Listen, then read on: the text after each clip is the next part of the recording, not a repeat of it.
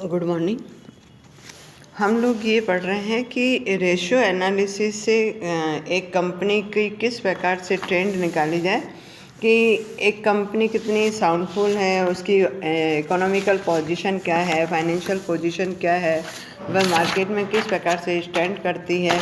तो इसके बारे में हमने थ्योरी पढ़ी थी और थ्योरी पढ़ने के बाद में हम लोगों ने रेशियो एनालिसिस किस तरह से कैलकुलेट किए जाते हैं, how to we find different ratios in different ways, ये चीज़ हमने पिछले समय पढ़ी थी। और उसके संबंध में मैंने आप लोगों को ये बताया था कि जो रेशियोज होते हैं वह 4 तरह के होते हैं। लिक्विडिटी रेशियो, लिवरेज रेशियो या उसको कैपिटल स्ट्रक्चर रेशियो कहते हैं, activity ratio and profitability ratio, ये 4 प्रकार के हमारे सामने रेशियो थे।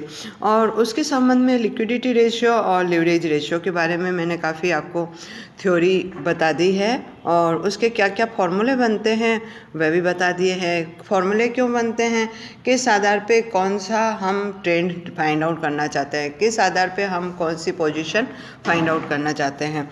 तो ऐसी स्थिति में लिक्विड रेशियो और लिवरेज रेशियो के कई फॉर्मूले मैंने आप लोगों को बताए थे। आज मैं उनके आधार पे ही एक क्वेश्चन लेके आई हूँ। ये क्वेश्चन आपके सामने है, फर्स्ट पेज पर ही आपको कह रहा है, from the following statement calculate current ratio, quick ratio, equity डेब्ट ratio, proprietor ratio and solvency ratio.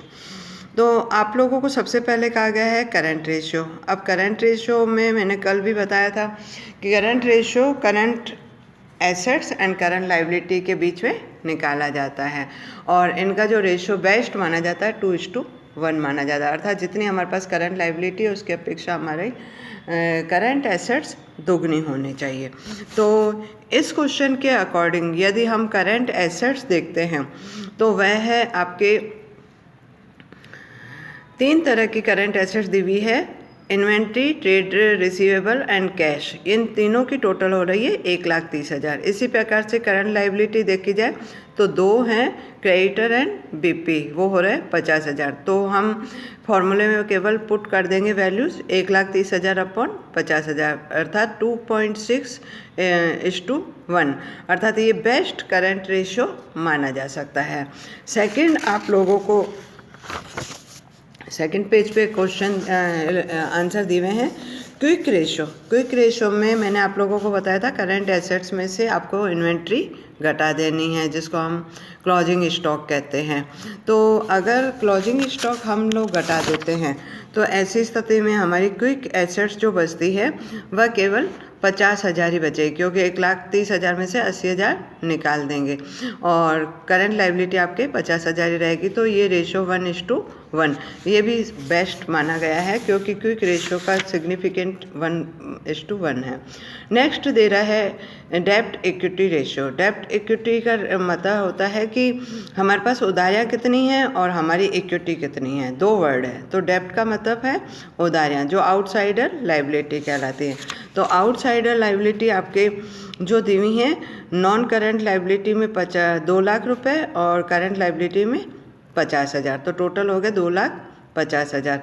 और शेयर होल्डर फंड हमारे पास कितना है, 1,50,000। शेयर होल्डर फंड का मीनिंग होता है equity share capital plus reserve.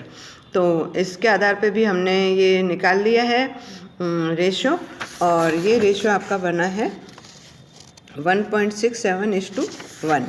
ये भी ये कहना चाहिए कि हमें ये पता पड़ता है कि हमारे शेयर होल्डर की अपेक्षा हमारे पास लाइबिलिटी ज़्यादा है, जो कि थोड़ी सी मान्य नहीं मानी जा सकती है। फिर नेक्स्ट दे रहा है प्रोप्राइटर रेशियो। प्रोप्राइटर रेशियो का मीनिंग वही आपके equity share capital plus surplus, और यदि आपके पास प्रेफरेंशियल शेयर होते तो भी वो ऐड करते और उसमें से फिक्टिशियस एसेट्स घटा देंगे। तो प्रोप्राइटर रेशियो में इस क्वेश्चन के अकॉर्डिंग केवल 2 आइटम है, 1,00,000 और 50,000। 1,50,000 अपॉन टोटल एसेट्स कितनी है, 4 लाख दी हुई है बुक में, करंट एंड फिक्स दोनों मिला करके 4 लाख। तो आंसर बन जाएगा आपके 0.375:1। हम ये कहें कि हमारी टोटल एसेट्स 1 है, जबकि प्रोप्राइटर रेशियो लगभग 1/3 के करीब है। फिर सॉल्वेंसी रेशियो में आपको कह रहा है कि टोटल आउटसाइडर लाइबिलिटी जो हमने ऊपर निकाली थी ये 2,50,000 है, टोटल एसेट्स आपकी 4 लाख रुपए है। तो हम ये कहें कि हमारी उधारियों के पीछे मतलब अगर हमको कभी इंसॉल्वेंसी हो जाए या अन्य किसी कारण से पेमेंट करना पड़े तो हमारे पास एसेट्स जो है वह 4 लाख है और टोटल आउटसाइडर लाइबिलिटी 2,50,000 है। और इसके बाद में आपको मैंने एक क्वेश्चन और करवा लेने की कोशिश की है। वह क्वेश्चन है आपके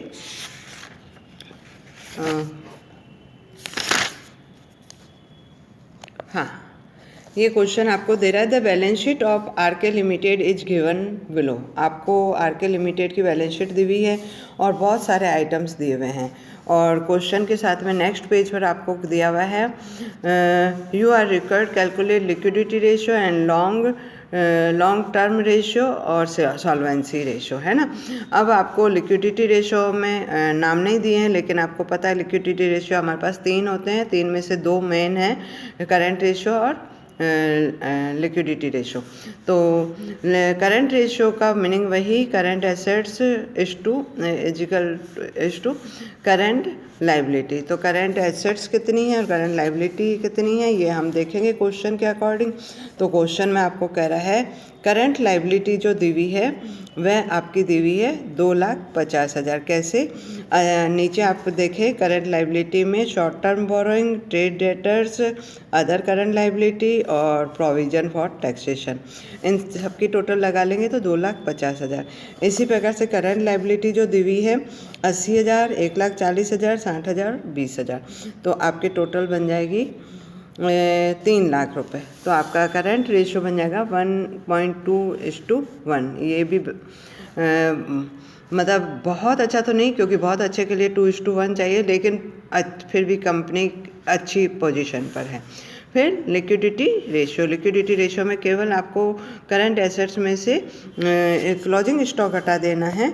तो करंट एसेट्स आपकी थी 3 लाख, उसमें से आप क्लोजिंग स्टॉक 80,000 घटा दीजिए तो आपकी वैल्यू आ जाएगी 2,20,000 अपॉन करंट लाइबिलिटी। तो 0.88:1 ये थोड़ी सी कम है क्योंकि करंट लाइबिलिटी 1 हो गई और क्योंकि एसेट्स केवल 0.88 है। फिर भी हम इसको बुरा नहीं मान सकते क्योंकि इसका बेस्ट सिग्निफिकेंट होता है 1:1, तो 1 से तो 0.12 ही कम है।